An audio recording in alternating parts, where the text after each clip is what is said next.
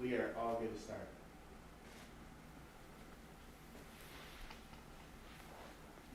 Hi, welcome to the Healing Conversation. I'm Edie Osborne, CEO of One Breath.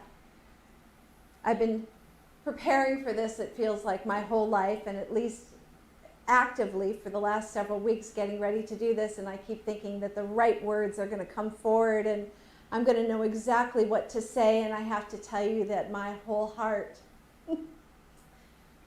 is out there on a platter in this moment because it's so important that we get this right, that we make a choice for love and not succumb to the fear that is part of our story right now. And so I guess those are my opening words, but they really are the words from my heart, that what I'm about to share with you is a piece of my soul. It's a piece of my story. It's a piece of your soul and your story, and I trust that. And as I go through the healing conversation, I'm going to weave bits of my story into it, and I fully anticipate, because this is not my first rodeo. I've done the healing conversation with lots of individuals and small groups, and before COVID came along, big groups. But I've been sitting like you for the last several months thinking, what can I do? What can I possibly do to make a difference in this world right now? And this is my answer. So with that said, I want to start with a beautiful piece of Hopi Prophecy. And so I'll read it, and you can read along with me. Creation said, I want to hide something from the humans until they are ready for it. It is the realization that they create their own reality. The eagle said, give it to me. I will take it to the moon. The Creator said, no, one day they will go there and find it. The salmon said, I will bury it at the bottom of the ocean. The Creator said, no, they will go there too. The buffalo said, I will bury it on the Great Plains. The Creator said, they will cut into the skin of the earth and find it even there. Grandmother, who lives at the breast of Mother Earth and who has no physical eyes but sees with spiritual eyes, said, put it inside them. And the Creator said, it is done. It is my hope and prayer tonight that I can help you navigate to the place that I'm coming from, which is that place inside me that knows, that each of you have inside of you as well, that we all know that there's something more for us than how we're showing up right now on this planet. And so the healing conversation started pretty much when I was a little girl. I've been mad my whole life, very stubbornly mad. I feel like I arrived and I looked around and said, how did I end up here? This is not what I thought the human story was going to be like. I landed in a typical home with parents that did the very best they could, but it was not what I expected. And so I've been mad. And I'm going to bring you into some of my madness over the next 2 hours and share with you how I'm navigating out of the madness, or maybe even deeper into it. I haven't figured out which it is yet. And maybe you'll be part of the story that helps me figure that out. But I think that there's a bit of madness in all of us about what's happening in the world today. And it doesn't take too much introspection to see that we didn't just arrive here by accident. Where we are today is the result of thousands of years of unconsciousness acting out on itself over and over and over again, to the point where we are living a very divided life. And I have an experience that tells me that that's not who we are. But I won't tell you that just now. We'll come to that experience. Right now, I want to tell you a little bit about the piece of me that is most true, that gives me the courage to get in front of a camera, get in front of the world this way, and that is that I am a bridge builder. I'm somebody who, for the last 30 years, has built bridges in business to help people move from where they are to where they need to be, and I use that term bridge quite solidly. I build frameworks and constructs and tools and mechanisms and shift enabling processes that help people move from one reality to another. And so it is with that as my backdrop, as I move into the hope that I can use that same skill set, that bridge building skill set, to help us bridge the divide that we are experiencing right now between love and fear. And I used to think of fear as being the opposite of love. It's not. It's the absence of love. And when you think of it in those terms, it takes on a whole new meaning. When you look at fear, you understand it is the absence of love that has created that fear. That's way easier to fix than thinking it is another force in and of itself. It is a vacuum. Fear is a vacuum waiting for love to rush in to meet it. And so this bridge that we want to get over, and here's the deal, we all have to go over this bridge together. It doesn't help if I go or you go alone, because we're already doing that. We're already doing the work of consciousness within our own stories to reach that capability of moving from the fear that we have about our lives to a place of love and acceptance in our lives. That's great to do it individually, but how do we do it together? How do we move as one human beingness to a place of love? And so that's what this bridge building, this framework creating soul of mine wants to help bring forward. So what is the bridge? It's from fear to love, but if we dig a little deeper, we find that what's behind that fear is what I call the curse of certainty. The curse of certainty. And what that means is that humans crave certainty. We crave comfort. And there's a reason for that, because in our early evolution as a species, safety was hard to come by, and certainty was a path to safety. It was a way to know how the world reacted differently between day and night, how cold impacted our bodies, how animals and threats impacted us. We learned through fear how to navigate in a world to the point where now we could live a relatively fearless life. Fear is something that is still important for keeping us safe, but the reality is we have been drenched in it for so long that we don't even realize how much fear is driving our choices, how it is the lens of perception through which we view our entire existence. And so the curse of certainty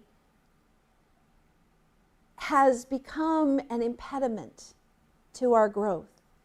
The longer we cling to things as they are, the longer it's going to take for us to move to where we want to be. And I think of it in these terms. It's about making the shift from what we are as a species to who we could become as enlightened humans on this planet. So we're moving towards this field of pure potentiality. So how do we go from the curse of certainty? And the certainty is that we have to have rules and dogma and structure and a context of fear in order to keep us safe, when in reality it's only breeding more fear. It's taking us into a darker place. And I have in my heart a deep awareness of how much darker it's going to get before we break through to the pure potentiality of who we are. And so the healing conversation is a model for how we navigate through that darkness. It's a way for us to ask different questions of ourselves, of our reality, of who we are as human beings on this planet. And questions are magic.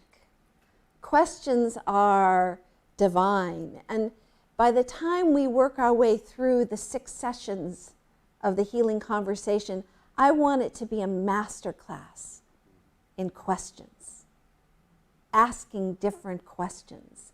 And so this healing conversation becomes a bridge, a way that we begin to approach the divided world that we exist in now, the polarizing effect of the fear that has become so much a part of our story. How do we bridge that? And it's a conversation. It's an invitation. It's an opportunity for us to ask different questions of now without attaching to the past or putting expectations on the future. It's about really triaging the moment, where we are in this moment. And so it takes a curious mind.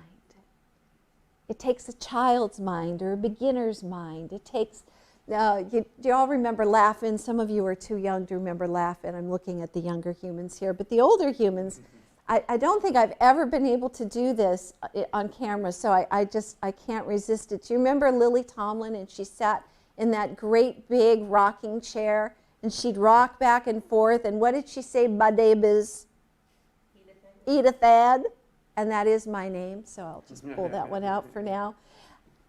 I am still in the rocking chair. My name is Edith Ann. I'm still curious. I have an incredibly insatiable appetite for learning, for asking, I wonder if.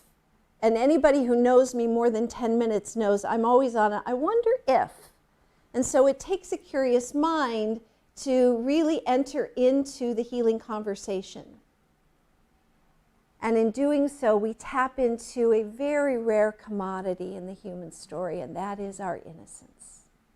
And I think back to my 4 children, and I'm sure anybody who's ever been around young children knows that about age 3, they become masters of why. Why, Mommy? Why, Daddy? Why this? Why that? Why is the sky blue? Why is the ocean wide? Why do fish do this? And sadly, because we're busy, and I cop to this in my parenting, what do we say? Sometimes we say, because I said so, or that's just the way it is, or, right? And so from a very early age, we're born to be sponges. We're born to be curious about the world, and yet you can see how that curiosity can get sort of tamped down over time. And so I hope in taking you through the healing conversation that it ignites your curiosity to start asking deeper, broader, wider, smarter, sillier, crazier questions about who we are and where we're going. So, is this the world we want to live in? I would venture that there are a lot of people that would answer no right now. And I was thinking back to, and I don't want to be too political here, but I'm going to be real. 4 years ago, I was in Kansas on election night. And I was so certain how that election was going to end up. I had the curse of certainty deep in my bones. And I thought, this is it. The feminine is finally going to come forward. It's good. I can see why we needed a feminine, a woman at the helm. And I was flying into Kansas. And I think it's funny that it's Kansas because my last name is Osborne, and our land is called the Land of Oz. So if you want to get into the mythology of my story, I was in Kansas. And I arrived and I lost my luggage. I didn't. The airport lost my luggage. My hard drive on my computer died. And I was up until about 10:30 waiting for my bags to arrive. And when I saw Pennsylvania fall, I went into a deep, deep depression. I couldn't believe that my curse of certainty was wrong. And I took a little cannabis that night. And you'll hear me talk about cannabis as one of my tools, as one of my helpers to access myself and a higher version of myself. And so I took a little cannabis, and I kept saying to my guides, myself, not sure who's out there, but I get a lot of answers. And they said it's going to take time for this to work itself out. And they showed me an image, and I want to share this visual with you right now, that we are like the boomerang. And whether you think of a God or us or consciousness or the universe, whatever the origin of that boomerang is, it goes off into space and it spins and it spins and it spins and it spins and it spins and it spins. And at some point, and I did a little YouTube search, and you can do this too, to look at the physics of a boomerang. It goes out to a point and then it turns on itself and returns home. And so what's interesting about that is there's something called gyrational torque and angular momentum, two physical properties that happen with the shape of the boomerang that makes it come back on itself. We are, as a human species, in that trajectory of movement now. That velocity has moved us to a point where we are reaching the apex of our unconsciousness. We will no longer be able to tolerate man's inhumanity to man. And that's what will finally wake us up and cause us to ask different questions. And so they showed me that we were reaching that apex point where we would be spinning at such a force, such a gyrational torque, and you can feel the torque moments. The fires all over the planet, the virus all over the planet. Could you have 3 years ago predicted with any certainty at all that those things would have happened? No, of course not.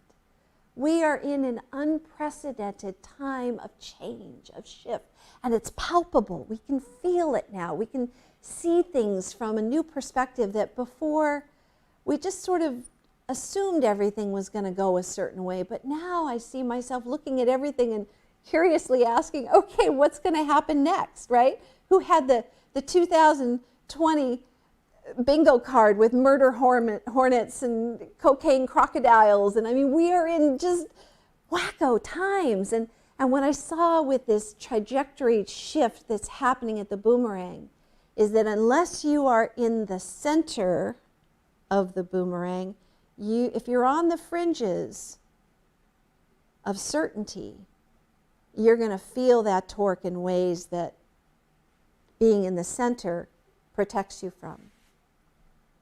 So the healing conversation is a way to get from the fringes of certainty to the pure potentiality of what we're stepping into right now. And I wanted to start with this question, because this is really, we've been talking about fake news for the last few years. And when my mom died 6 years ago, I came home and had a little cannabis. And I grieved, and I grieved, and I grieved, and I saw my mother having done the best she could with her life. I could see it all. In that moment, I could understand that she truly loved me, and that I loved her, and it wasn't perfect, but it was all right, because I was all right. And so that grieving came through, and then as quick as that went through my body, the next thing happened. And when Mom was dying in the hospital, I said to her, Mom, when you get to the other side, will you give me a sign? Give me a little bump. Let me know you're there. And she did, in 3 very distinct ways. One of them was she died on a Thursday morning. She was being cremated, and the Neptune Society had to come pick her up from the hospital to do that. I cleared with the nurses that it was going to happen. I went home Thursday, had this journey I'm about to share more with, but on Friday, about 4 o'clock in the afternoon, my mom came and sat down next to me, and as clear as a bell said to me, "They forgot me in the morgue." And I was like, "One more time, Mom." She goes, "They forgot me in the morgue." And I called, my mom was a hospital administrator. She would have said it that flatly. I called the hospital, sure enough, they'd forgotten her in the morgue. So that was one of 3, and that was the next day. On the day, something switched, and it was as clear as a bell. And it said, "We are reaching a time where lies will become truth and truth will become lies." And it is in service, get this, it's in service to helping us reattune to our own inner truth. It's going to break the curse of certainty that we have, that everything outside of us is smarter than we are. That we surrender our truth to the world's truth, and we are in this moment coming back into alignment with our own inner truth. And so truth will become lies, lies will become truth, and it will be the storytellers that fall below the radar of rhetoric and political discourse and incivility with each other. It will be the storytellers, you telling your story, you telling your story, and me telling my story, through the lens of love that will create the shift that will break us out of the curse of certainty. So my question to you is, are you willing to fact check your fears? That is a prerequisite for the healing conversation. We may disagree about many things, but we must agree to agree on this one thing, and that is that fear is not our natural state of being. Feel how it feels in your body when you're afraid. Think of the flood of hormones, the rush of adrenaline, the toxicity that builds up in our body over time when we are steeped in fear, the degradation of our immune systems, the impact of inflammation in our bodies. And I'm looking at a yoga instructor right in front of me, and so many people come into yoga because of inflammation, just trying to get their movement of flow back in their bodies. So fear has physical repercussions. It's hard on the body. And so the question I'm going to ask you a dozen different ways through the healing conversation is basically, are we willing to do what it takes to heal? Are we willing to fact check our fears? And so part of the healing conversation is about unpacking our fears. So we're going to go there. I want to establish another sort of map that is important for us to understand as we move through the healing conversation. And so many of you will recognize Maslow's hierarchy of needs. And the bottom 2 rungs are essentially our survival mode, right? Getting our food and our shelter and taking care of our bodies so that we can exist on a physical planet. And obviously safety is a big component of that existence. But as we move up the ladder, we start to notice that belonging and connection and intimacy are also parts of that body of needs that we have in this human existence. And in fact, just think about how interesting the body is. The body has appetites for food and water, and obviously that's part of the whole lower rung here, but there is one more biological imperative built into the human form that tells me all I need to know about the human story. And that is that we fail to thrive without love and connection.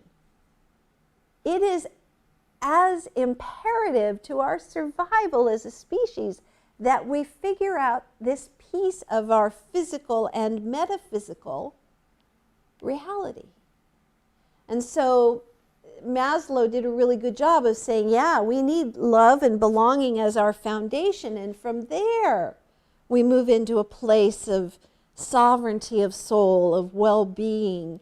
And it's, you can see why if we don't have that belongingness and that connection with others, how we suffer in our own well-being, that we can't claim our own sovereignty, that we can't claim our own truth. And so when truth becomes lies and lies become truth, you can see how a world that is steeped in fear, which is the absence of love, is now resulting in a setup for all of us to feel like we don't belong here. This is not working. And it reminds me a lot of when I was a little girl, like, come on, Mom and Dad, quit fighting. In fact, I remember one night, and I think I was about 4 years old. And it was the first time I became self-aware. And each of us had that moment where we looked in the mirror and had a different perception of who we are. And I know you know this because if you had children in your life, you can see them when they're dancing in the raindrops or playing in the mud or just full abandon, all-out joyous interaction with their bodies and the environment, and they're free of self-consciousness. And we all started out that way. We were all sponges for love. We were all just here to be. And then something happens in each of our stories, and we'll talk in session 2 and 3 more about the original wound and how to navigate through that.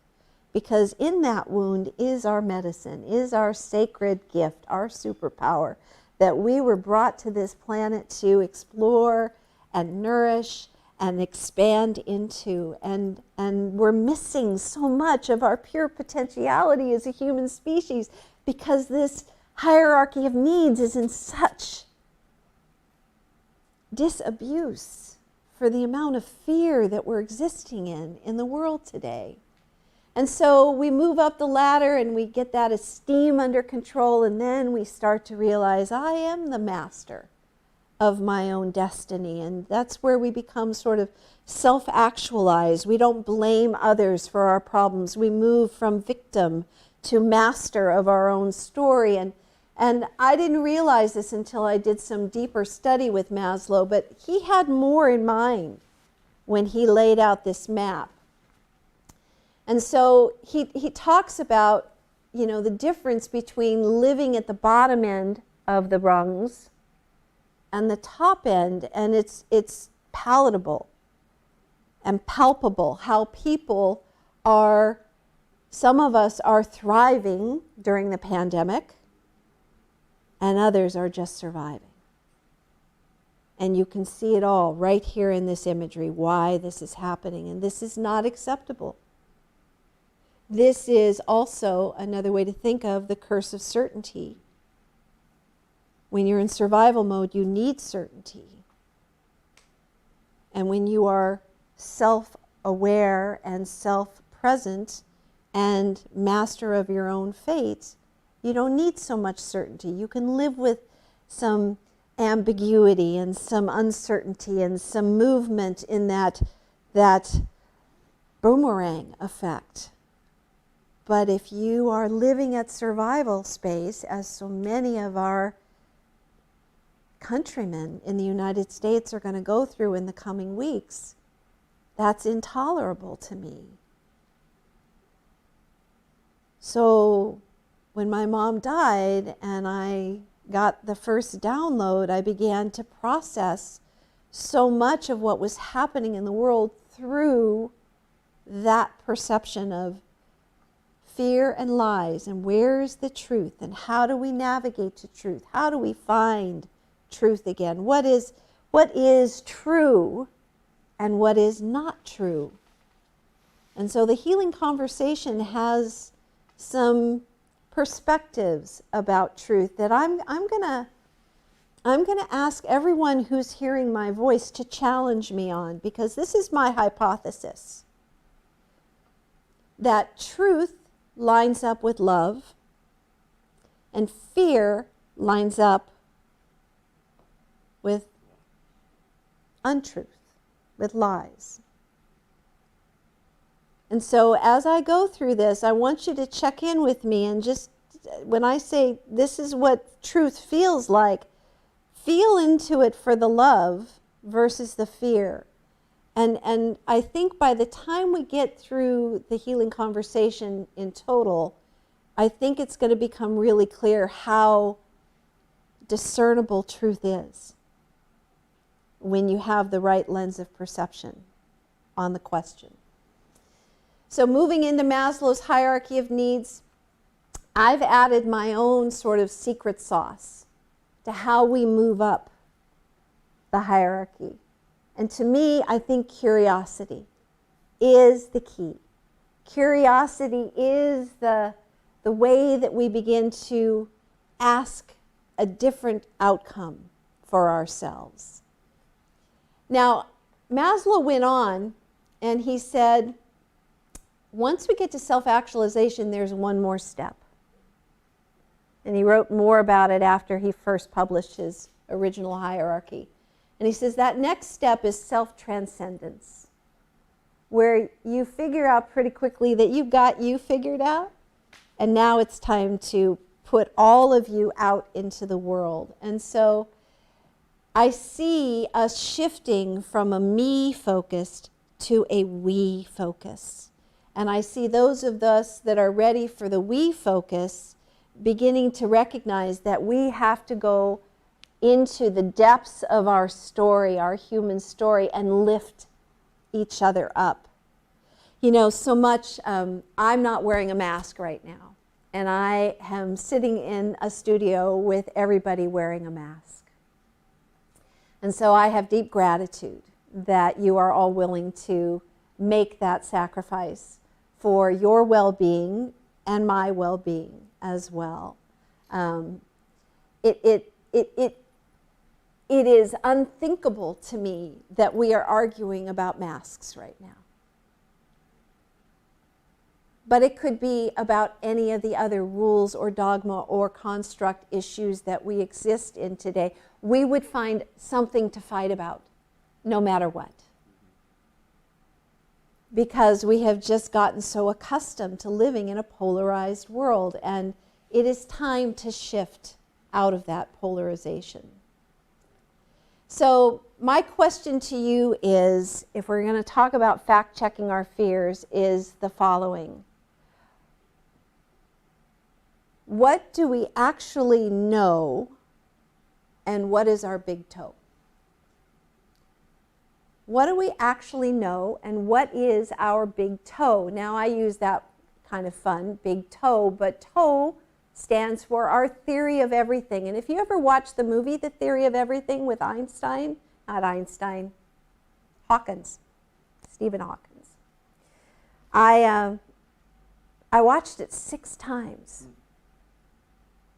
And what was powerful to me was how his wife devoted herself to helping him fully express his big toe. He spent his life dreaming about, calculating, manifesting a life in spite of his physical constraints, to be able to get to the bottom of his big toe, to fact check himself all the way down there. And so I want to talk about our big toes a lot in the healing conversation. Each of us has one.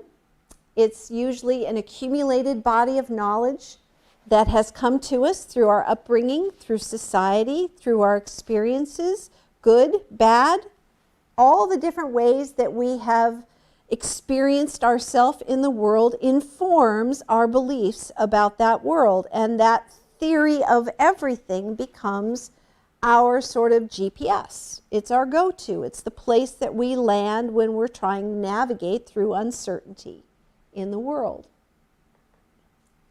The problem is that big toe has gotten to be a bit of a problem in this world.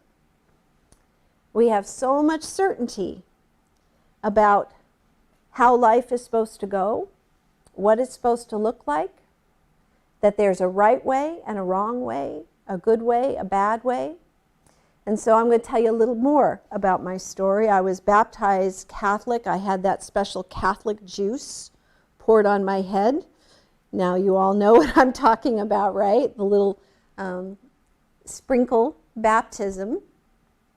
And although we were not very active Catholics in my family, you get it by osmosis. It's just in the air in heavy religious backgrounds.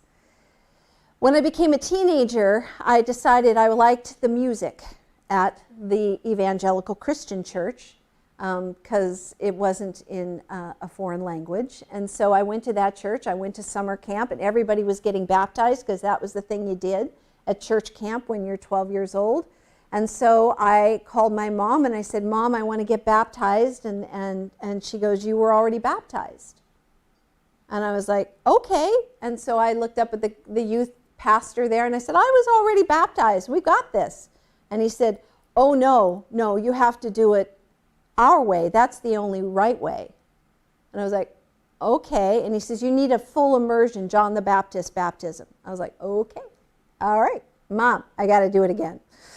All right, so I got baptized. I hung out with them for a few years. But it kind of, there were pieces of their certainty that didn't jibe with my inner story. And so I fell away from that for a while, and then I went big time. I went all in. I met my high school sweetheart who was Mormon. I became Mormon.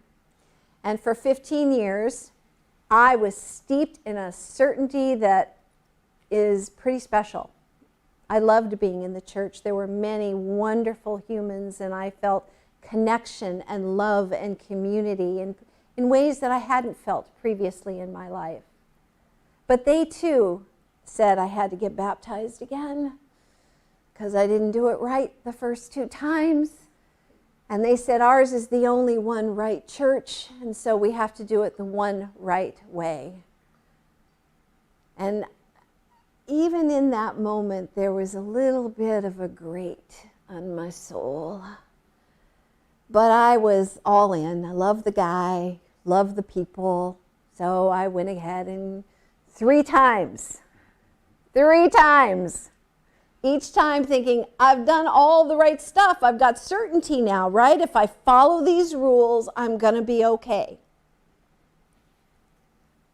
Except that I knew a lot of people who didn't belong to that church. They belonged to the other church I'd been in, and they were nice people, and I was being told they were not in a good church. And they had said that they weren't in a good church, and pretty soon, over about 15 years of teaching Sunday school, I realized I couldn't teach it anymore. And I left the church at 35. And I left behind all the certainty of salvation and degrees of glory and goodness and badness and rightness and wrongness. And it took me about 12 years after that I began to ask different questions about my life again. And so that curse of certainty hung with me for a long time. They had a good origin story. They had a good resolution story, like what happens before you get here and what happens after you're done. It sounded pretty good to me. But what I was experiencing in the moment with that certainty was that some people who I loved very much because they loved differently than I did weren't accepted by the church. And I couldn't reconcile that. That didn't feel right to me, that we could love some people and not others, that we could judge others. When everything I remembered about the church was, God said, let me do the judging. That's not your job. And so it took me a long time to sort of get that certainty out of my system and be curious again about where truth came from. And so I began to ask, what is my big toe if it's not the origin story of the church that I learned? what could it be? And I had a glimpse of it. And so in the year 2000, I had a pulmonary embolism and died. And while I was hovering on the other side, I felt love and light. There were no degrees of glory, no hellfire, no damnation, none of the Bible stories I'd been told reconciled with what I was feeling in my body. And I remember feeling like, this is a pretty good spot. I should stay here. Then I also had the distinct sense that I had to make a choice about going back. Did I want to go back and have the human experience or not? And so I made a choice, and it took me several years to unpack that choice, and I think I'm still unpacking it to a large degree, but it is a question we all should be asking ourselves is, have we consented to the human experience? Do we really want to be here? As it is, in this moment, messy as it is, exactly as it is, broken and dark and shadowed and scary and weary and exhausting as it is, because the big toe on the other end, I don't know what's on the other end. I can't tell you with certainty how I got into this physical body or how it's going to be when I get out of it, except that that one anchor point of hovering between life and death tells me it's not a scary place.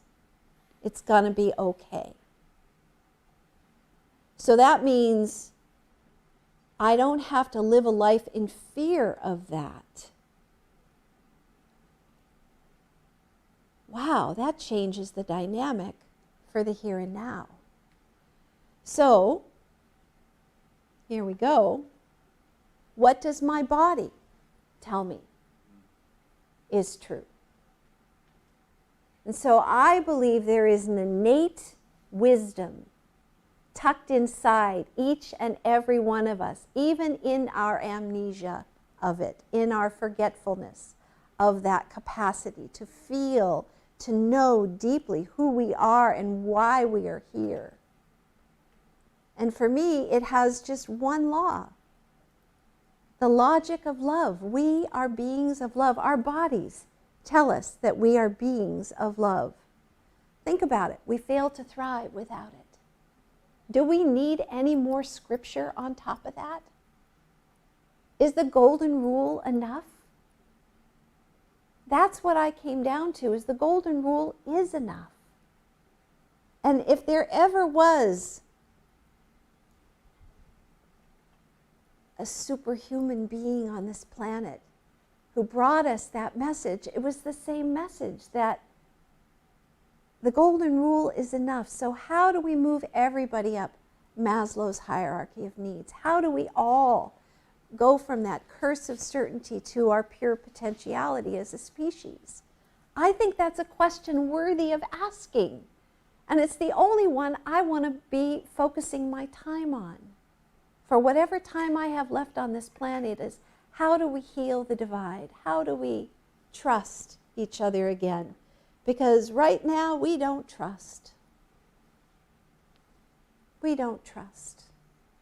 And so for me, what it tells me is we have a malware of fear that has infected the human operating system that is sourced in love. Our source code is love. Our biology tells us so. Our human body is wired for love. We do all kinds of things for love. Think about everything in our lives, the people in our lives that we show up for, the people that we avoid in our lives because the love isn't there, right? Love drives so much of who we are and how we show up in this lifetime. So, here's a thought. I said it before and I'm going to repeat it again. If our choices line up with love, how does that feel in the body? Feels good, doesn't it? Feels there's an ease with that choice. might not be easy, what we're choosing to do. We may choose something very hard, like getting a divorce, or starting a new business, or initiating a global movement. You know, whatever it is that you're called to do, if you are lining that choice up with love, it's going to have a good outcome wherever it goes, without expectations of how it lands. Starting with the intention of expressing more love, making more love, manifesting more love in the world is always good.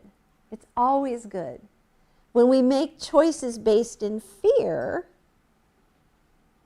like I don't want to hurt their feelings, so I'm not going to say that I don't agree, or I don't want to be rejected by my spouse or my partner or my children or my friends if they saw this side of me, right? See how fear shapes and navigates us to places where we end up betraying ourselves.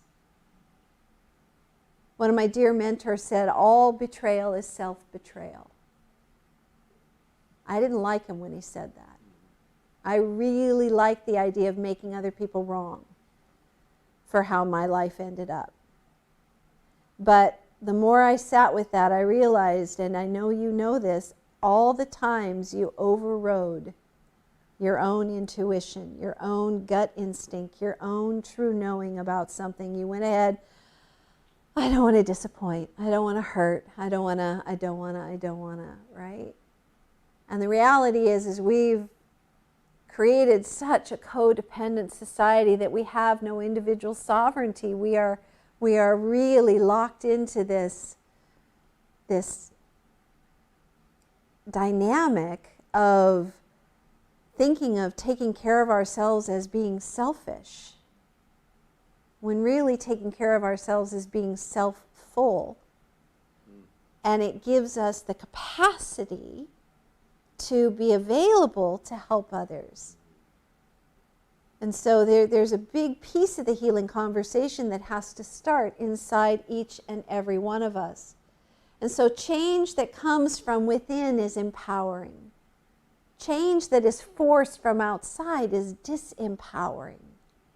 And so the healing conversation is this map, this journey that takes us from outer compliance to inner alignment, knowing where our truth is. Curiosity is key, said the butterfly to the caterpillar. Be curious, right? I didn't know this until a few years ago. The path of the caterpillar is to go into an eating addiction from the moment they're born. They eat and eat and eat and eat till they can move no more, and then they eat themselves. And they eat themselves down to a goo inside that cocoon to the point where they no longer exist as a caterpillar. They only exist as imaginal buds that go through the expansion of all of those cells into an entirely new presentation in the world. And so the butterfly says to the caterpillar, curiosity is the key. And curiosity is the ask of love. It asks us to come out and be in nature, to fall in love with her. It asks us to learn about her science and her codes of how this planet works. She asks us to see curiosity as the seed for new life in a broken world. Curiosity is what's going to get us to the other side of this dark chrysalid time in our existence.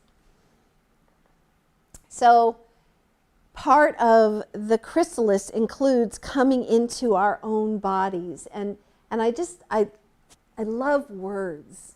Words are so powerful. They create the construct that we accept as our reality. And so you'll see me play with words in the healing conversation. It's taken me literally 6 years to continually play with the wording in the 5 pattern interrupting questions in the healing conversation that I'm going to take you through. It's taken me that long to finesse the words in a way, and they're still finding their center point in this presentation. But this one, our common sense, people always say, how come people don't have any common sense anymore? How many of you, I hear it all the time. We don't have common anything. What makes us think we're going to have common sense? So let's think about what we can have senses in common with each other and use that as our bridge to go forward. So on the left end of the spectrum, we have all of our bodily senses, sort of our extrinsic communicators where we take in and we express. And so, we think about our bodily physical senses of sight and touch and smell and taste, and all of that makes sense. This is who we are, right? But where we're headed next, I think, and we're already experiencing this across the planet, is this next level of senses, extra senses.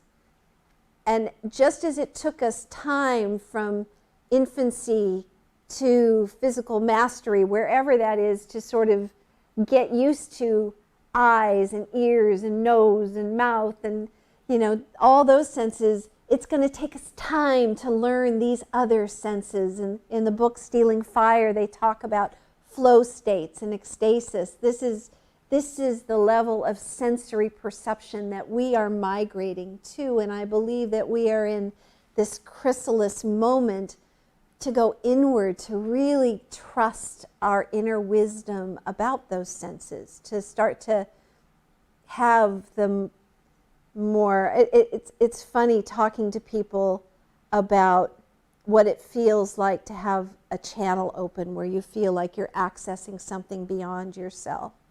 And for the longest time, I felt like I was crazy, like that madness had a pathology to it. And yet now people will come to me and say, no, I do the same thing. I get inspiration from places I never expect. Words come to me or ideas come to me. I believe that right now we are all accessing the unified field of consciousness in ways that are foreign to us, and we're not quite sure what to do with all of this input, but with time and practice and witnessing that in each other, we begin to trust it more.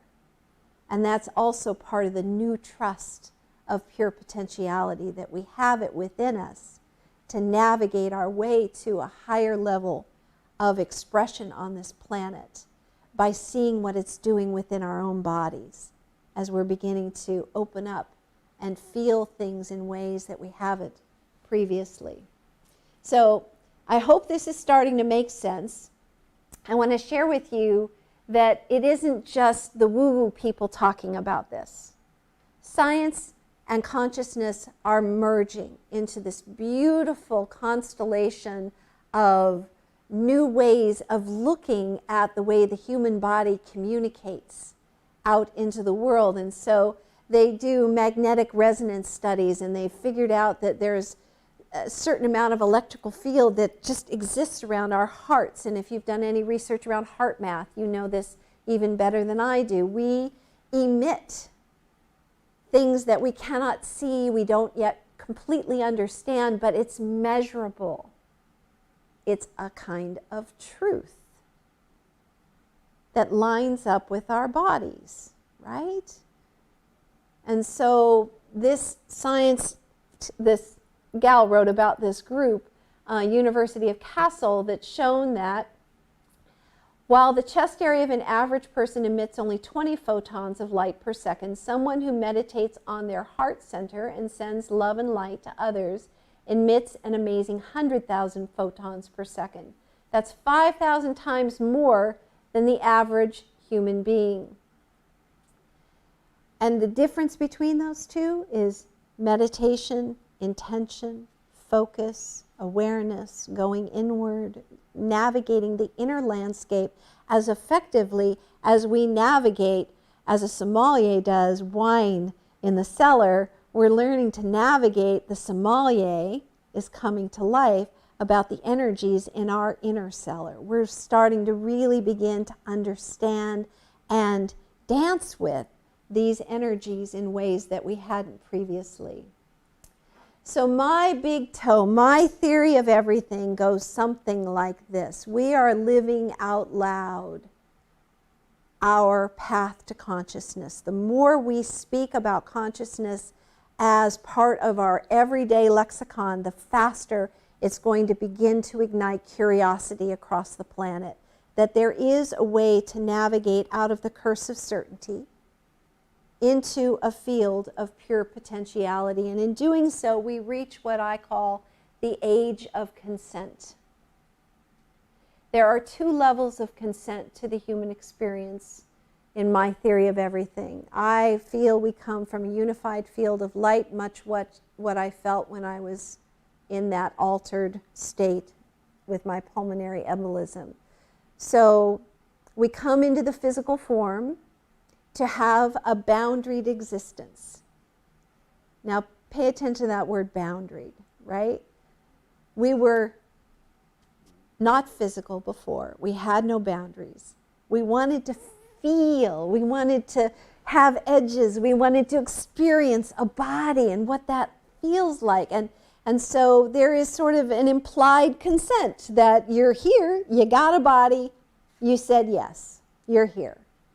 And there's a sort of a contract at the other end that says when you leave the body stays here and you get to go back and live eternally. And that lined up with my Christian theory of everything. That, oh, okay, I got that, this works. We had a story before and we have a story after. How we define that might be a little bit different, but I'm starting to get some of my old juice back from why I fell in love with the church for so many years. It gave me a sense that there was more, something bigger than just me. And I think we all crave that. There's a hunger to know that there's something more than just me. And so this piece of the age of consent really is about this moment. The implied consent is that you came here for a physical body. The explicit consent, the yes, that is part of our soul's contract to experience with ourselves. See, we talk about contracts with parents, children, spouses, soul tribes, people that we meet in our lives that come for a reason or a season and serve as an ally or a challenger and help us to grow and expand in our expression on this planet. But we don't often think about the contract we have with ourselves. And that contract is for us to step up and consent to the human experience, the full ride.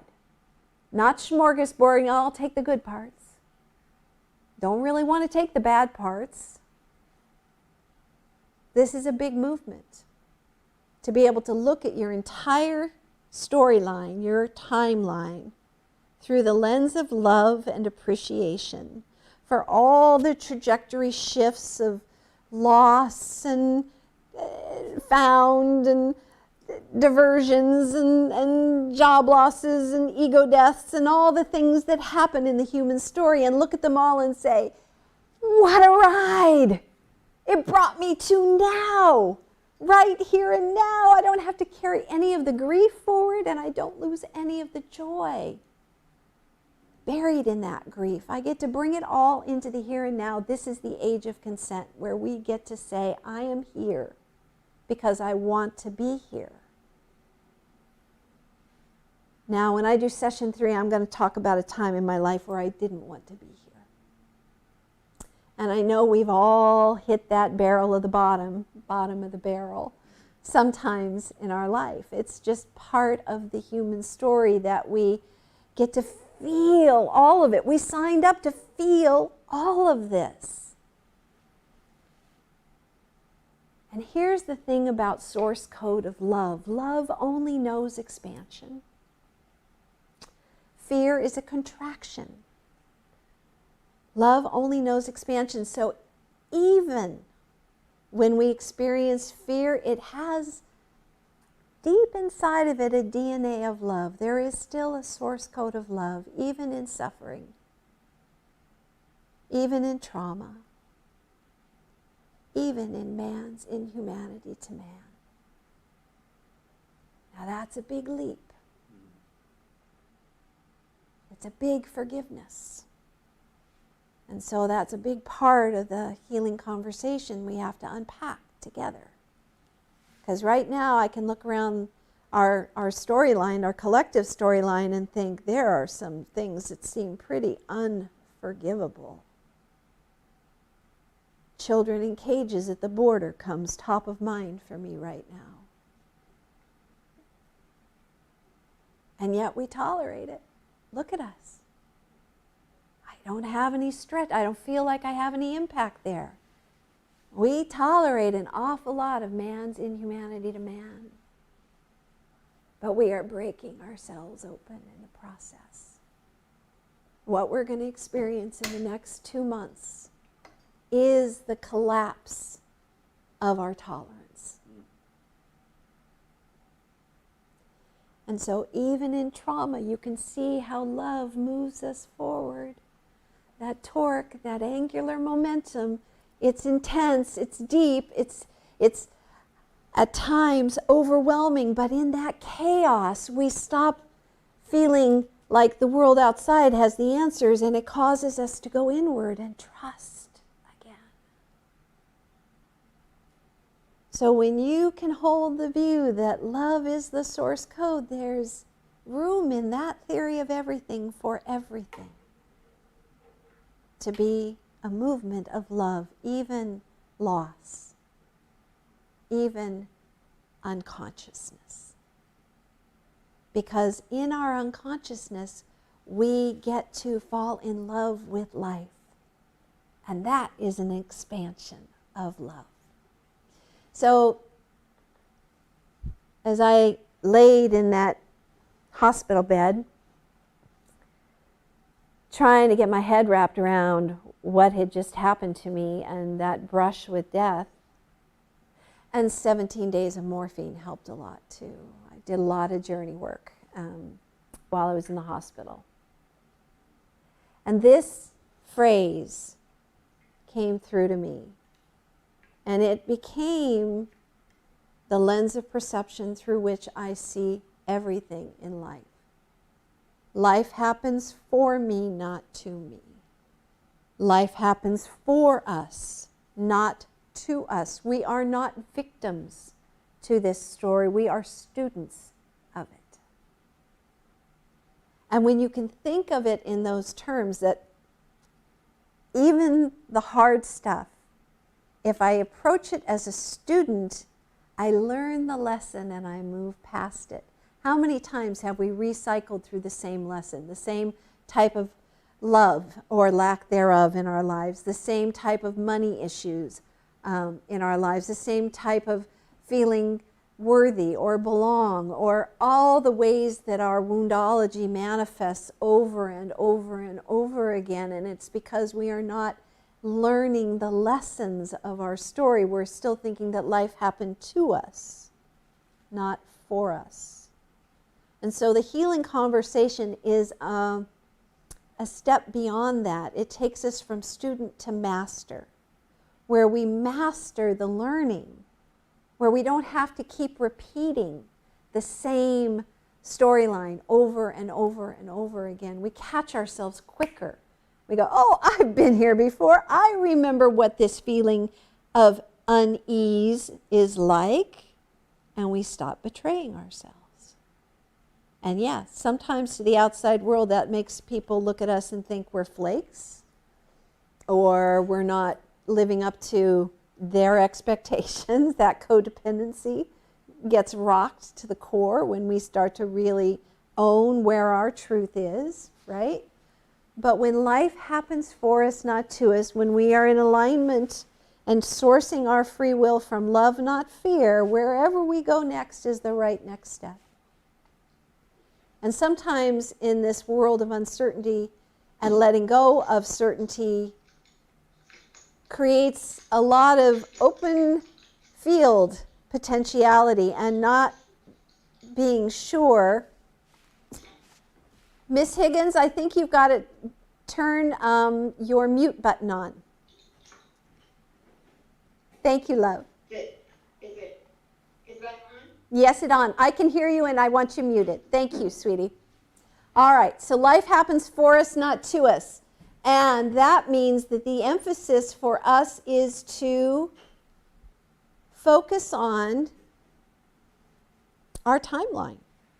That is the existential question before us.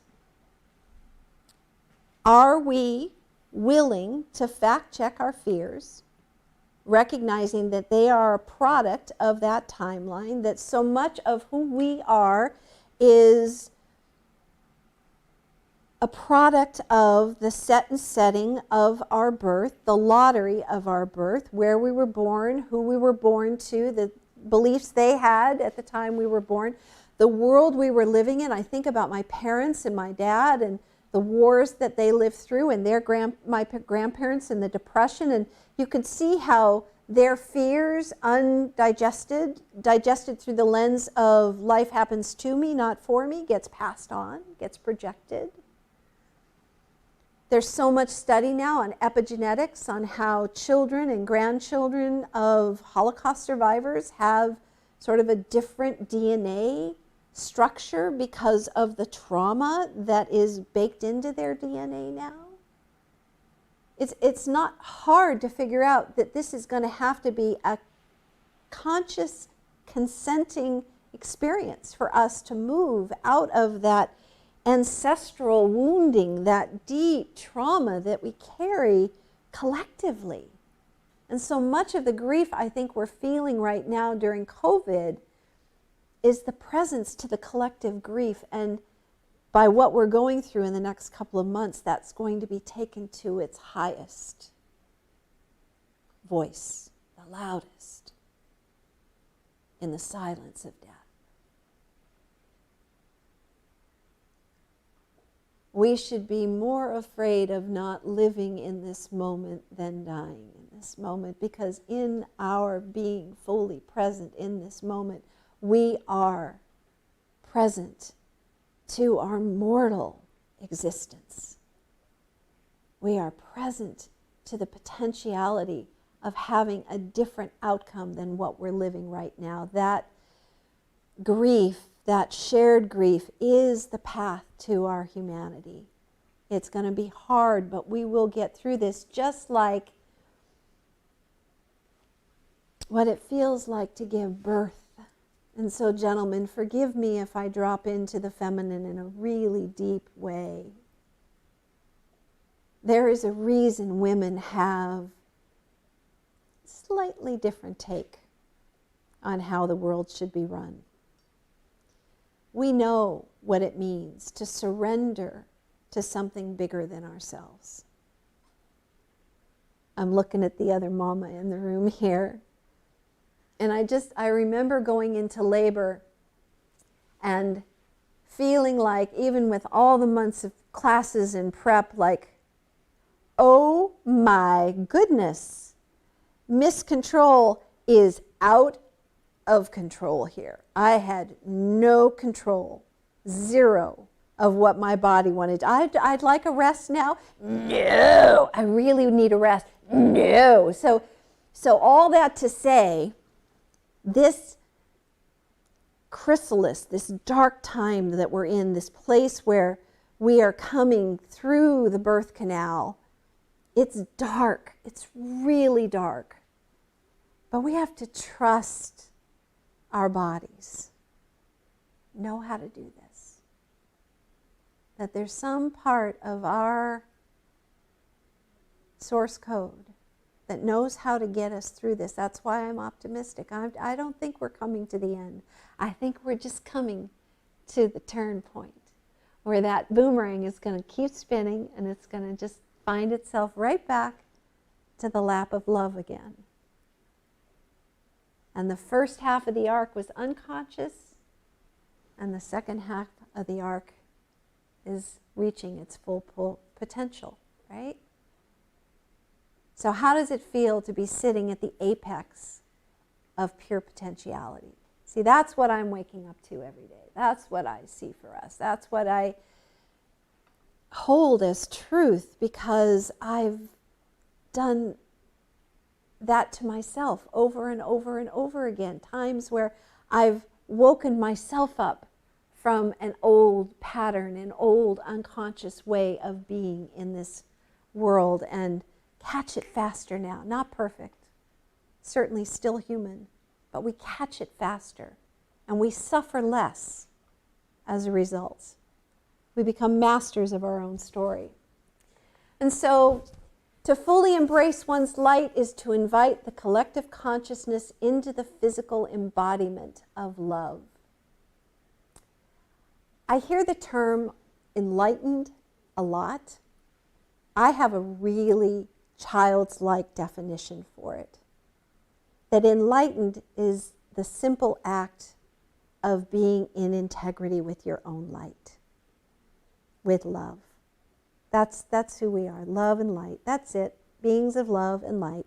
The rest is a story, the rest is a construct, the rest is agreed upon tolerance of fear-based rules that we are really literally only a choice away, a conscious choice away from shifting the entire trajectory of our story.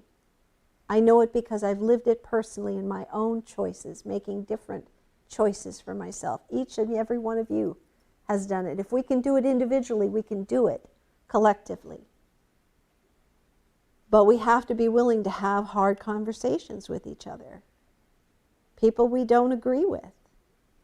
People that we've had a lot of vitriol for over the last few years. And yet, to not do so is unacceptable. We have to move forward here.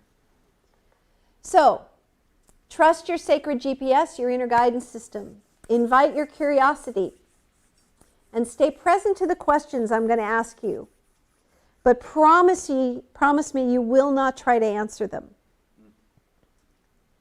I do not want you to commit. There's no fine print. This is not a multi-level marketing scheme.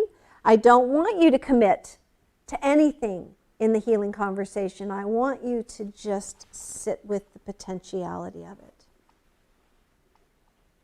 Just sit with the questions and feel for where they land in your body. And when you begin to feel potentially a trigger or resistance, just note that. And maybe we'll come back to that at the end and have some conversation about that. All right, so there are 5 questions of the healing conversation. I'm going to take you through them at a very high level tonight. In session 2, we're going to go deep, deep, deep into these questions and unpack them word by word to really get to the heart of what they're there to scratch. I think of it as sort of exciting the wounds of our human story to bring it to a new place of flow.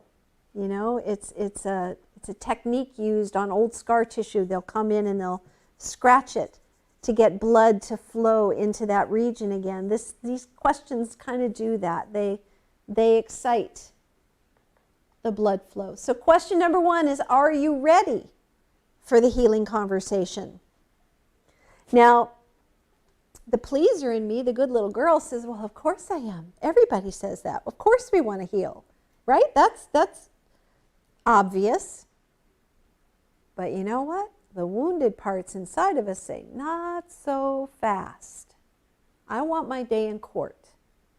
I feel hurt and wounded. There's a part of me that's never been met, never been seen, never been valued, never been loved. It needs time. So let's not rush into this. So that's why I say these are trick questions. Do not answer yes to are you ready unless you really understand the whole scope of what you're signing up for.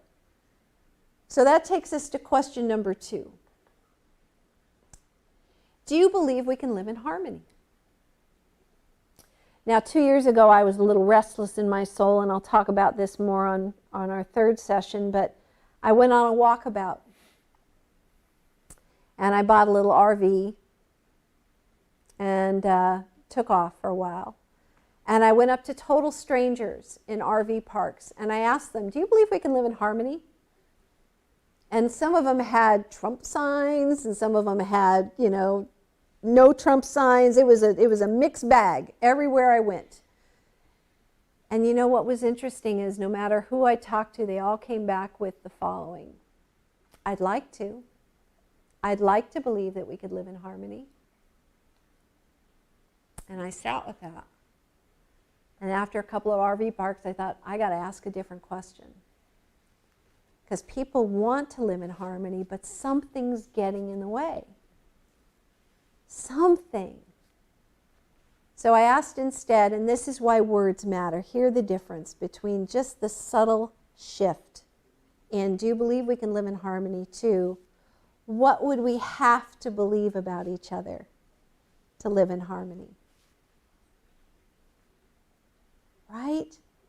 So, do you believe we can live in harmony? I'd like to, but ... to what would we have to believe about each other to live in harmony? And now that's an interesting question. And that's, when I do this in a large group, we spend some time really unpacking that. And what comes from that is a beautiful list of, well, we'd have to believe that we love each other, that we want to live, that there's a desire, that there's a yearning that's strong enough, that has enough animus behind it to help us want to go through the hard conversations. But everybody said I'd like to, so I began to trust that. So question number 2 is kind of a two-parter. Do you believe we can live in harmony? Yes, but ... Hold the ... That's question number 3. Just stay with me at question number 2 with what would we have to believe about each other? And so that's a rich exercise, and we'll do that in the next session. But that takes us to question number 3. And so question number 3 really gets to sort of where somebody is starting from, where they hold their energy. And I just love this map of consciousness by Dr. Hawkins. It helps to put a framework, if you will, sort of a descriptor around energy and where we feel it in our body. And if you can think about how fear feels in your body, like a flat tire on the highway.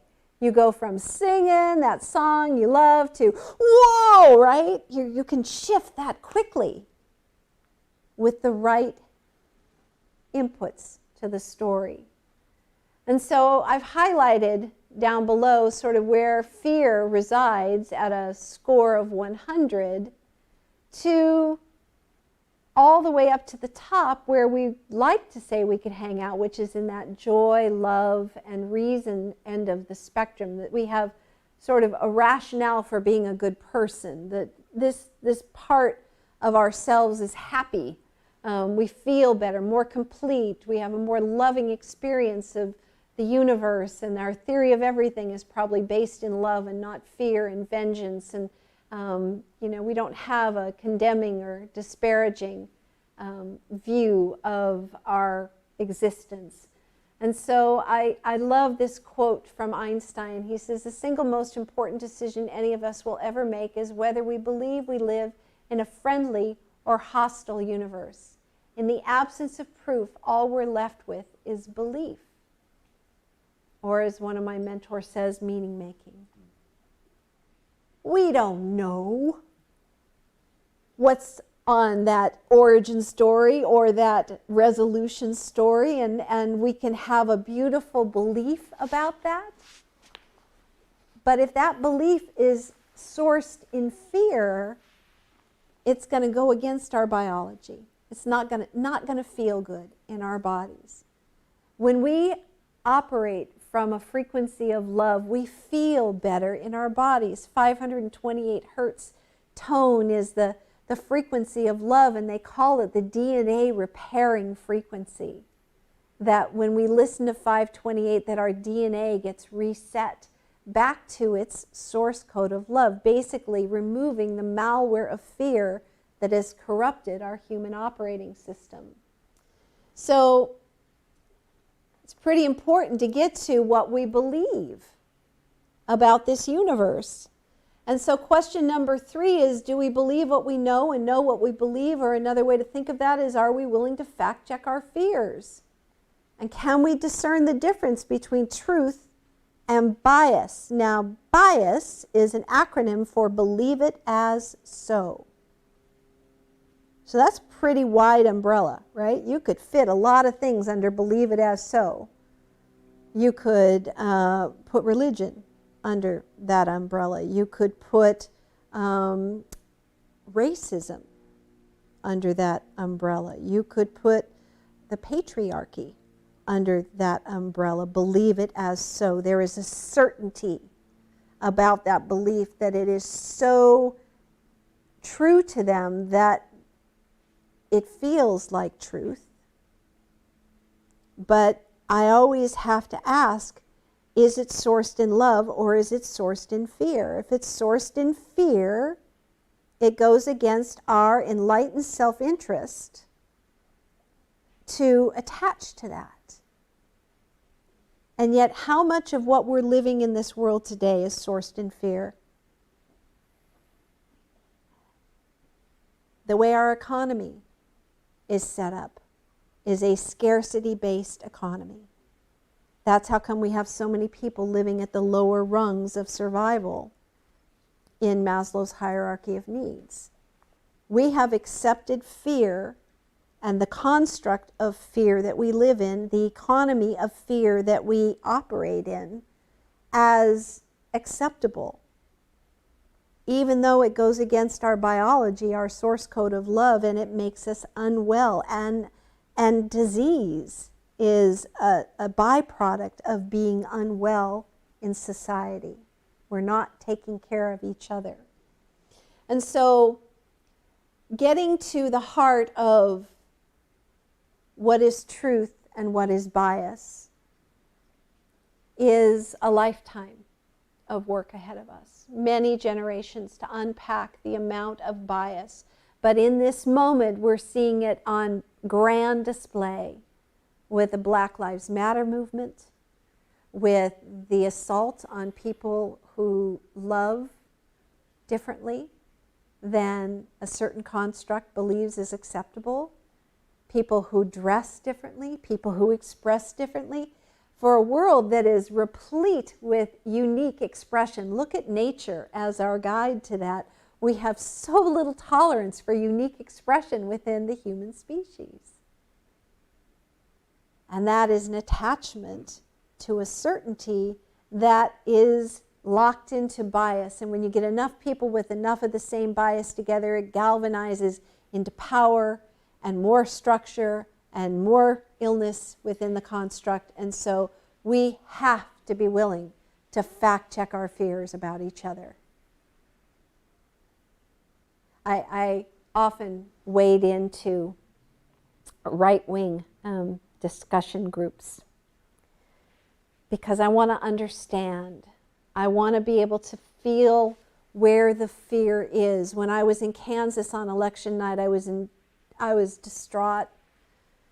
And I knew that I had 3 days of training ahead of me. I had to get up and be in front of a group of people that had voted differently than I had for 3 days.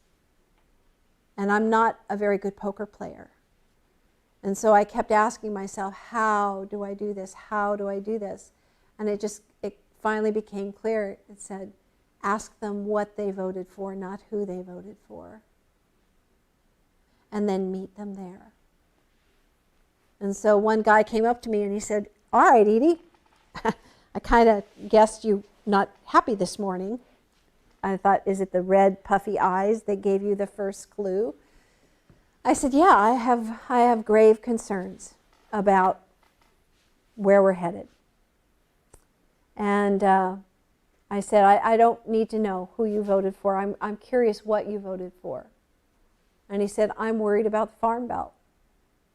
I'm worried that our towns are suffering and our kids are leaving and the family farms are dying. And remember, I'm in Kansas.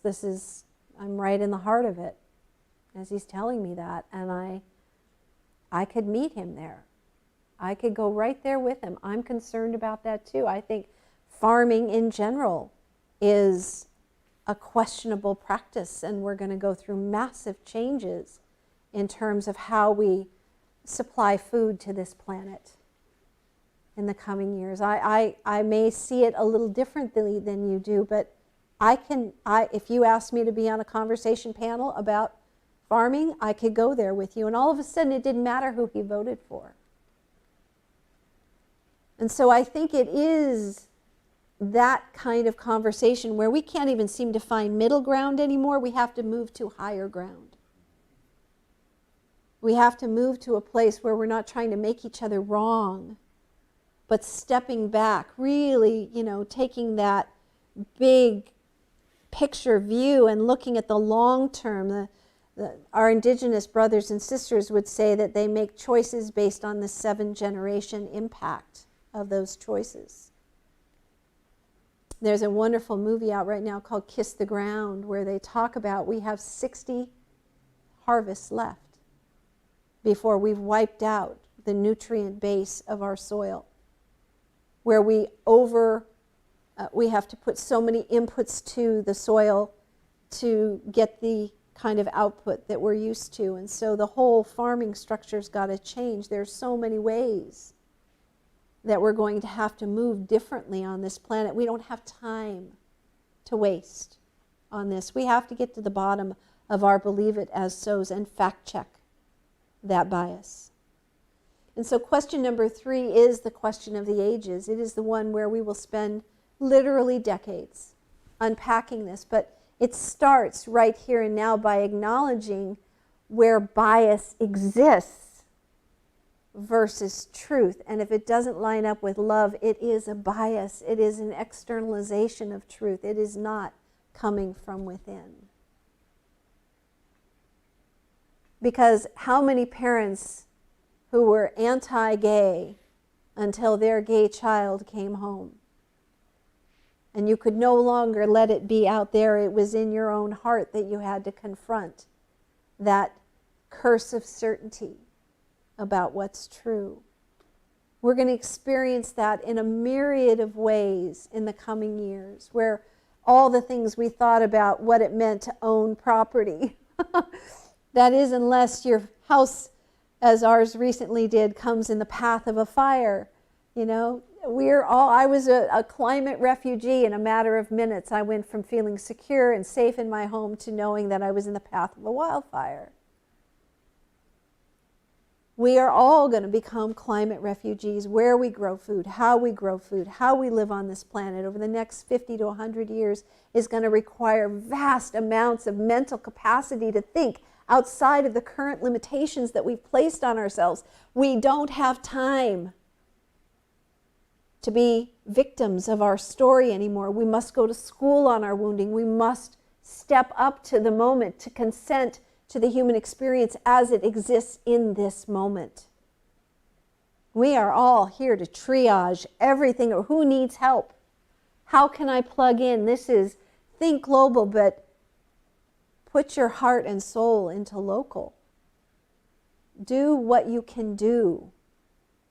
And each of us doing our little bit is like a big, I think about those big oil tankers. They don't have one rudder that turns that ship. They take a mile to turn the ship. They have dozens and dozens and dozens of little rudders that incrementally move that ship, that tanker, in a new direction. That's exactly what's happening right now, is you and you and you and you. We're all coming into awareness that we have to show up in a bigger way. And I am so in love with the young people of this planet, because you aren't buying any of our bullshit. And I am so proud of young people who are asking, what the fuck, questions about this whole construct, because you were sold a bill of goods. Do this, do this, do this. Here's the certainty, and you will have a home and a car and a family and a life and a da-da-da-da-da. And you're living in your parents' basement. You are my hope that you will not tolerate this insanity that we have existed in, this madness, this primal, not a good enough feeling that at times is overwhelmingly depressing and futile. And you think there cannot be a way out of this, and yet I trust that there is, because I track light. And all across this planet, people are doing extraordinary things. Individuals stepping up in ways that bring light to voter registration, what they did in Georgia. They broke the story on how we get people to pay attention and engage and not be apathetic, but consent to what is in front of us and do something about it. So question number 3 is a big one, and it's one that's going to take us a long time. And people say they're ready to do it until we get to this. And I love this quote. Adashante says, "In my experience, everyone will say they want to discover truth right up until they realize that truth will rob them of their deepest held ideas, beliefs, hopes, and dreams. The freedom of enlightenment means much more than the experience of love and peace. It means discovering a truth that will turn your view of self and life upside down. For one who is truly ready, this will be unimaginably liberating. But for one who's still clinging in any way, curse of certainty, this will be extremely challenging indeed. How does one know if they are ready? One is ready when they're willing to be absolutely consumed, when they're willing to be fuel for the fire without end." And to me, what that means is devoted to love, without expectation of what that means for you personally, but it is that moment of self-transcendence where people who have ease and comfort during a pandemic, you know who you are, need to be doing everything we can for everybody who does not have ease and comfort. This is a leveling event. We are all vulnerable to the virus, but many of us are far more existentially vulnerable than we are. And so this is a moment where we really have to step up. And this, I think, says it all. It says, "The greatest wonder of the world will not show up as a physical monument to human ingenuity. It will be a movement of human integrity." We've built all the physical structures and done amazing things outside of ourselves. To move into this higher state of consent is to really build a monument to love within ourselves. And so this is big work. And it means that we have to reconnect with our innocence, our pre-cynicism state of being. Before we got to the point where we got that but ... I'd like to believe we could live in harmony, but ... That is where we recognize our loss of innocence. I would love to get to the point where I could trust that you would do for me that which I would do for you. That is a level of innocence that children have about each other, and look how they embrace each other. And the minute that doesn't happen, you see children recoil. There's a moment where they have an experience of, oh, you're not safe. And maybe it's a gentle experience with another child, or maybe it's with a parent or a caregiver, and the world is not safe. And so this loss of innocence is something that we have all had to dance with. And so question number 4, I kind of got ahead of myself, you guys. I missed it a little bit.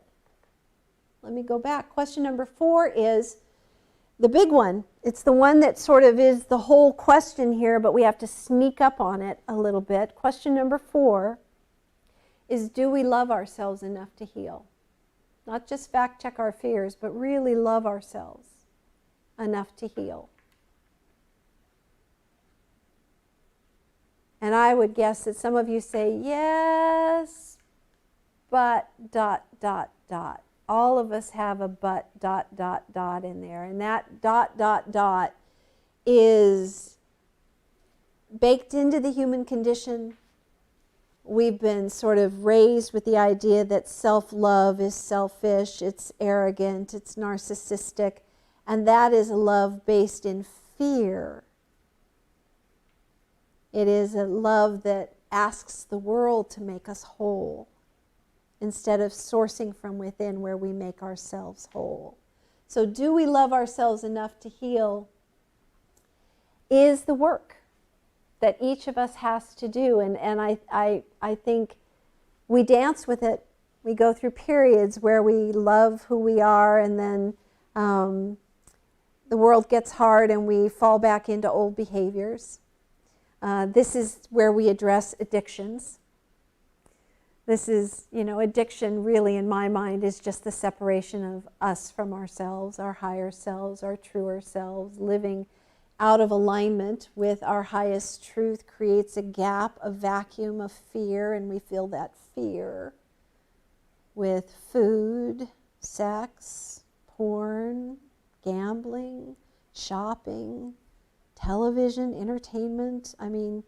Name it. Those are all the sort of low-functioning addictions, but we also have very high-functioning addictions that society rewards us for, like workaholism and overachievement and super parent, superhuman things that we do, all the ways that we find security in a world that is scary for us is addiction.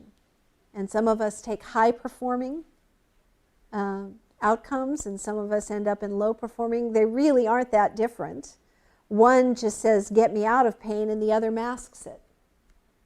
But we're all operating from the same point of separation from ourselves and each other, and that is what has created an addiction to certainty as much as an addiction to anything else, because you can feel good for a moment to address that certainty or the lack thereof, and that's where addiction steps in. So, we love the innocence in all things. It calls to us to heal our deepest wounds. We must heed the call of innocence lost in ourselves. One of the ways that I know that each and every one of us, regardless of the lottery of our birth, has this common heart light within us is you put a group of people as strangers in a room, all different races, religions, backgrounds, stories, theory of everything, it doesn't matter. You bring children, puppies, kittens into that room, and what happens? Unless you have allergies, but kids especially, everybody melts. You see grandparents look at each other across the room with a glint in their eye. You see parents look across the room at each other with a glint in their eye. You see other children come to life when children come. That is innocence. That is innocence. It is a universal inner piece of ourselves that we are being asked to re-engage with. And that means you have to find within yourself that place where the editor, the critic, the dogma, the story, all the fear-based intrusions into that innocence no longer have a place in your story. And so question number 5 of the healing conversation is, what's your role? And your role, and here's the good news, is to do you. To heal, to do your work, to not worry so much about what other people are doing. There's an awful lot of finger pointing and finger wagging going on right now about who's doing things right and who isn't. We really need to move to this place where that doesn't matter. The power of this moment in the age of consent is coming to the question of where do we want to line up in life? Where does our heart want to take us? And so I think of this boomerang and how it's moving, and this visual of being on the fringes where the certainty is, and how hard it is to hang on at the fringes. Whereas if you're centered and grounded in the middle of that boomerang, you are going to turn, but like a ballerina, they know how to come back to the same point. What is your comeback to the same point? Where is that? Do you spot yourself? Where do you find yourself in the midst of that spin? And it's going to be in your innocence. It's going to be in that part of you that is okay with not knowing with what comes next. It's what Ram Dass talks about when he says, be here now. The past won't matter, and we have no idea what's coming next, but the new trust that's coming forward is first found within each of us to take each bio-navigation-driven step forward one at a time, trusting deeply, quietly within yourself. This may not make sense to the rest of the world. It doesn't have to. It only has to make sense for me.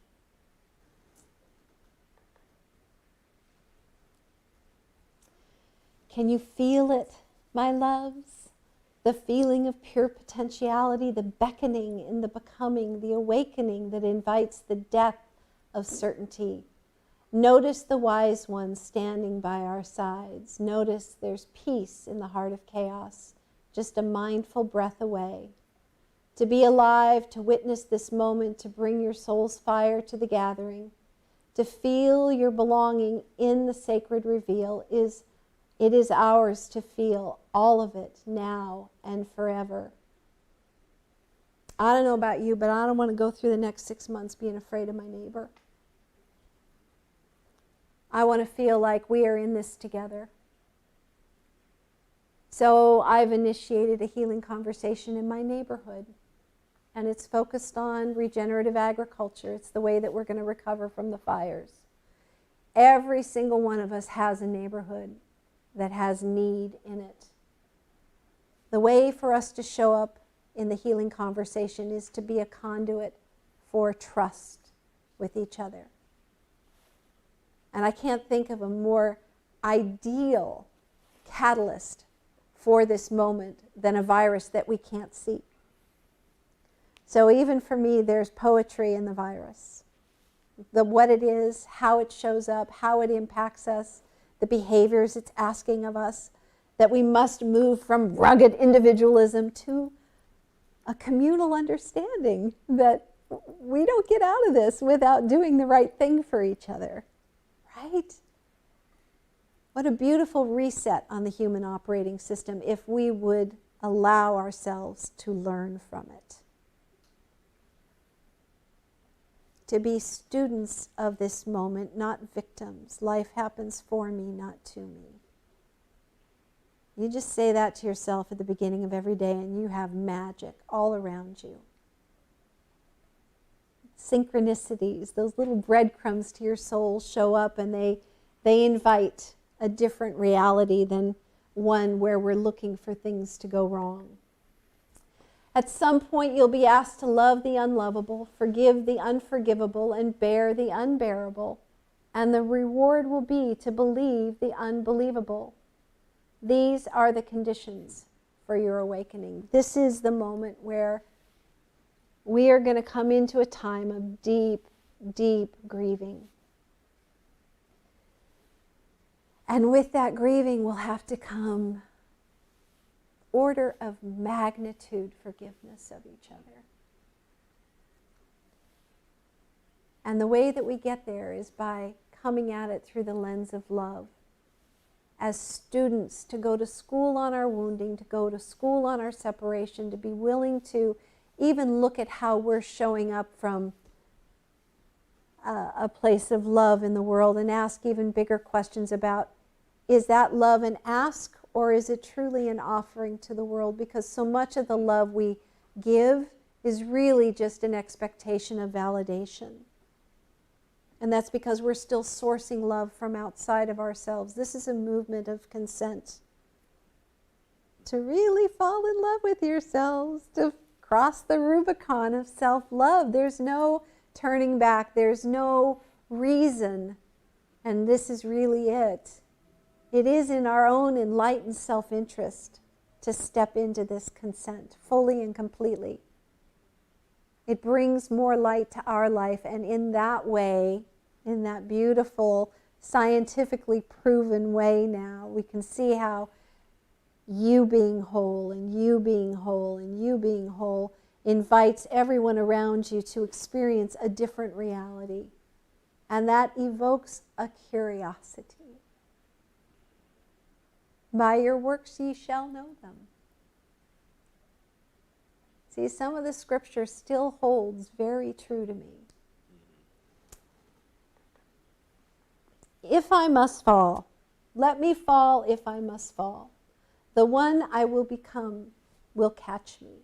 Baal Shem Tov. I love that quote. We're going to fall. We're going to go into some really heady times ahead. But I trust that where we land will be a better place, because I've seen the hearts of people in RV parks who'd say, I'd like to. And now we'll just work on the but, ... Life is a journey. Love is the fuel. Free will is the vehicle. So be sure to source your free will in love, not fear, because the meaning making is the road we choose to travel. Do you want to think that this is a friendly universe or a hostile universe? For me, it is a loving universe that has been steeped in fear for so long we don't even recognize it. It's like the air we breathe. It's so deep in our bones and our cells to be afraid of each other, to not trust each other.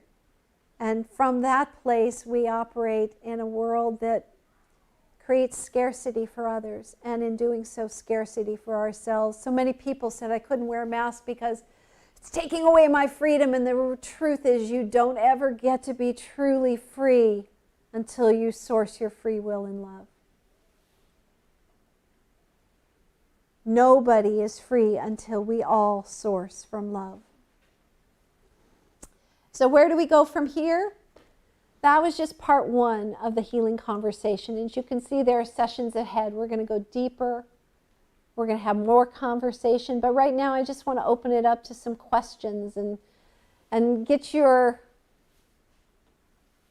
what stands out for you? What will you take away? If I take it all home and something happens and I don't come back in 2 weeks, you'll never hear me or see me again. What stands out? What will you take away? What will you integrate into your story?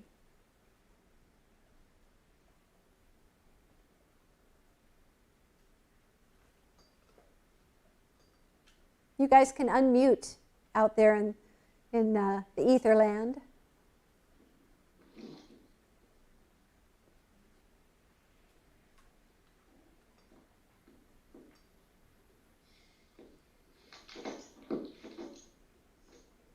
Tyler, can I pick on you because you were the first one on today? You watch, he'll never come back. That's not fair, but what stands out for you, Tyler? What words are going to sit in your belly tonight? Well, first I want to say just traverse across so much beautiful terrain. And I really appreciate you, Edie, for showing up the way that you show up here. Thank you. And what really struck me, because I'm challenged by this with family, lots of people I know on both sides of perceived divides of politics. And what struck me was you asking people not who did you vote for, what did you vote for, Yeah. and really so easily dissolving all these perceived boundaries just with a well said, well put question. And I think that that is so key to people having real conversation, because I think people are so inundated with the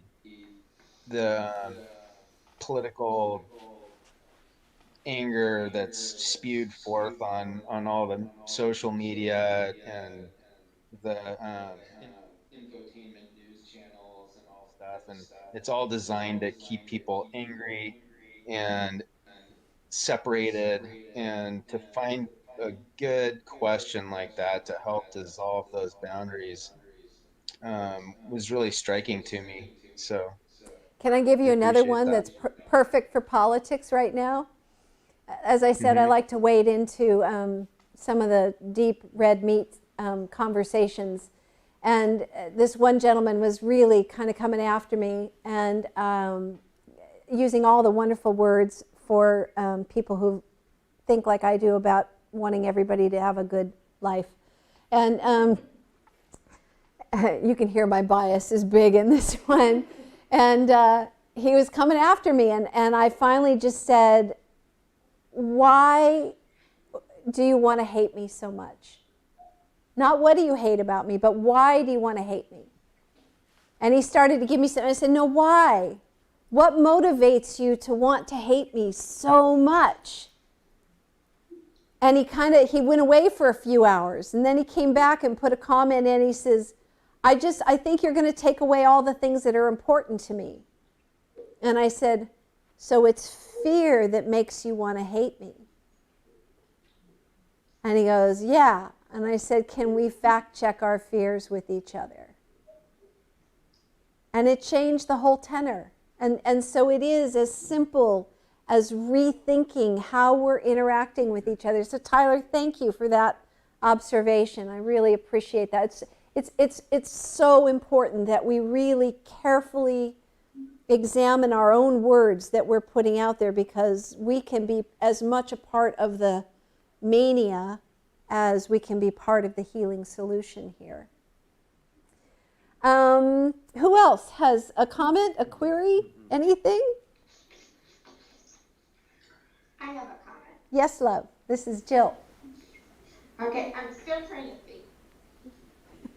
The mute and the not mute. Okay. So, You're perfect.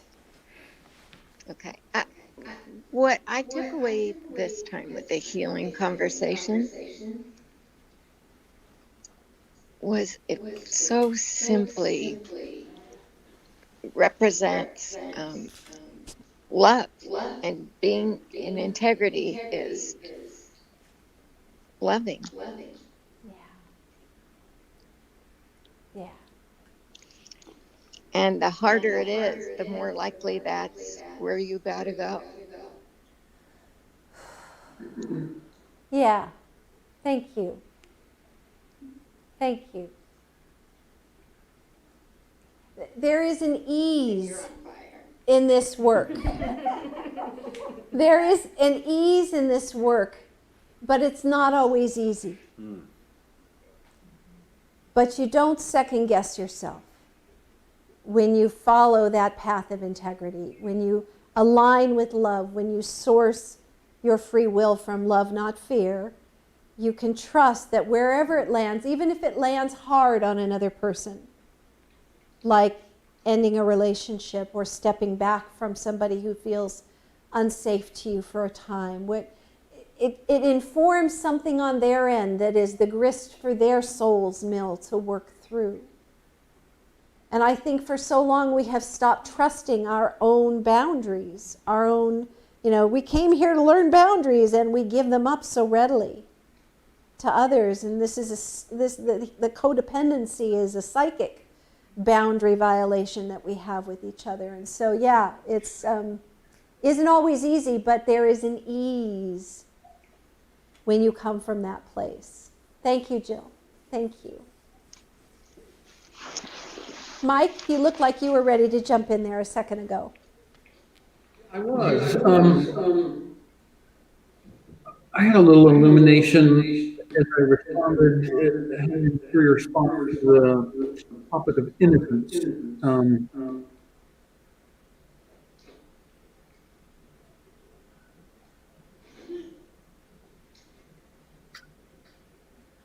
flicker, it was pleasant, and then there was a little bit of fear, sort of a prisoner's dilemma kind of fear about what it would mean to have that kind of innocent expectations of others. And then as I was thinking and feeling about that, I perceived, I can't connect the dots real clearly, but it seemed evident to me, oh yeah, my own issues with self-love, my own struggle with that conundrum of loving myself is somehow related to that innocence there, or lack of innocence, the shrinking from it at times. So I'm gonna be chewing on that for a while. You know, I thank you. You will be chewing on that one because that's a big piece of our own personal stories, is trusting that childlike voice in us that we squelch so readily. It has, at times, we have to make a grandiose statement on behalf of our inner child for that innocence to find a voice.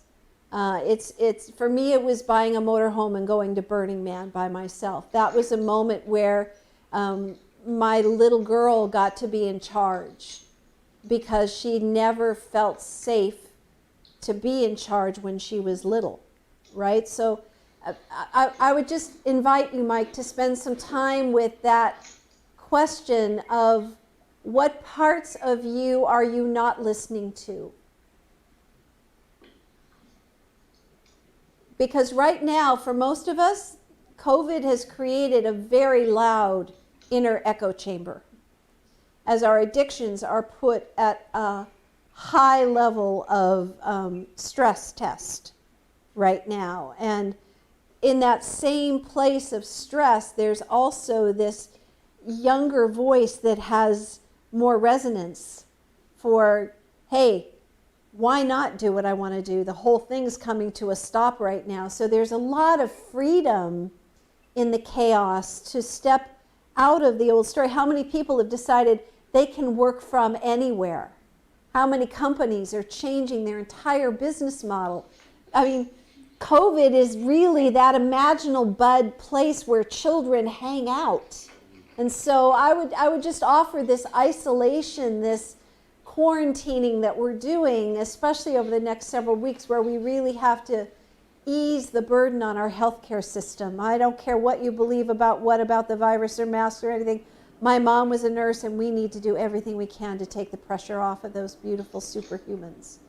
And so this is a time for us to go deep into that innocence and let it have a voice in ways that we haven't up till now. So Mike, can you sit with, does that resonate at all for you as I say that? Mm-hmm. Yeah? Yeah. Come up to the, we've got another addition here.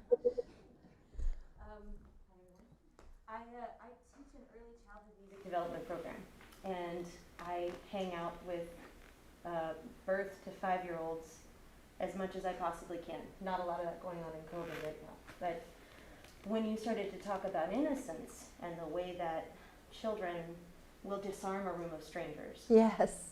Anywhere you go. Right. Children will disarm a room of strangers. And I was thinking about why that is. And I think a piece of it is that we become armed when we lose our innocence. Yes. To protect ourselves, to Yes. create the certainty of safety. Yes. And so I think we're inherently disarmed when we see somebody who's not yet had that experience. Yeah. And we just feel it inherently in our bellies. Yeah. So if I could speak a little bit to what I think Mike was saying about, I think about trusting that voice. It's, to me, it feels like it's the balance of the child and the adult Mm-hmm. in your consciousness, right? So when Yeah. you hear that voice and it gets stronger, like you said, in moments of chaos and fluidity, and it's all falling apart anyway, so why the hell not? Yeah. But when you learn to listen to that voice and then act with your conscious, knowledgeable adult skill set, Adult knows how to keep everything I safe. know how to navigate. I this have world boundaries. safely. I can do this now. Yeah, The exactly. child can have a voice. Right. Yes. So it's not just I'm letting the child run the show. Right, Cool right. as that would be sometimes. it's letting that voice get stronger with your adult skill set to help make those things happen safely and Yeah. you know, Yeah. to bring it to life. That's right. Thank you. That was a great addition to that. That was awesome. I'm noticing the time. It's 9 o'clock, and if this were in any other setting, we'd go on for 2 more hours at least. But we'll save that 2-hour effort, and I thank all the guests and everybody who's been here to support me as I show up in such a trusting way of my own certainty about love, that we really can navigate our way out of this if we start having a conscious conversation about the shadow, the wound, the hurt, the pain, the trauma that we've caused, the trauma that we've experienced. There's room for all of it to come into this conversation now, and there's a healing that's calling all of us forward. That's the beckoning and the becoming that I feel in my belly, and I know others do as well, and we have to trust that. And so next week, 2 weeks from now, on Thursday night, we'll come together again, and we'll have much more conversation about this. We're going to go through those 5 questions, and we're going to do some individual work with those that are willing to step in a little bit with me and trust the process, that, you know, when we're coming to this crossroads of consent, we can do this if we do it together.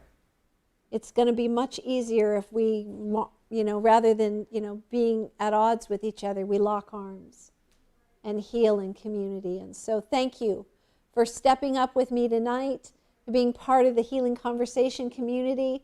We have a Facebook page. I post lots of really cool, inspiring, pattern-interrupting ideas on that page that cause people to slow down just for a moment and think, maybe there is a way out of this darkness. Maybe we can find not just common ground, but higher ground with each other. May it be so. May it be love. Aho. Thank you.